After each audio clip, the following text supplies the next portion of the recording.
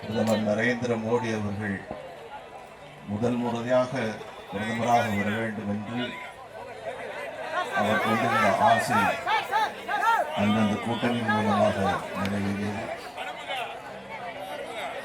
மனிதநேய மிக்க அந்த மாபெரும் தலைவரை இன்று நாம் இழந்திருக்கின்றோம்.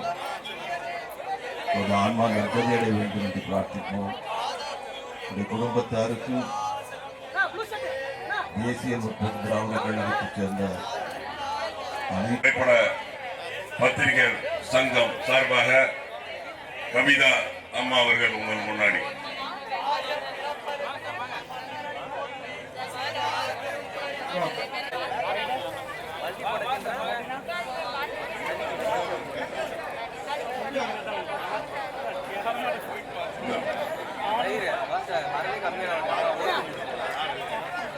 தலைவரை பத்தி சில வரிகள் திரு கிரிராஜன் எம்பி அவர்கள்.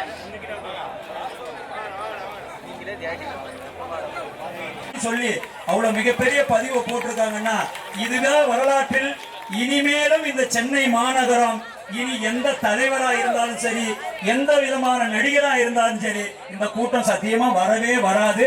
இதுவே கடைசி கடைசி என்று சொல்லி எல்லாமல்ல அண்ணாமலையாருடைய திருவடியிலே அவருடைய ஆன்மா இழைப்பார அவர் ஏற்றுக்கொண்ட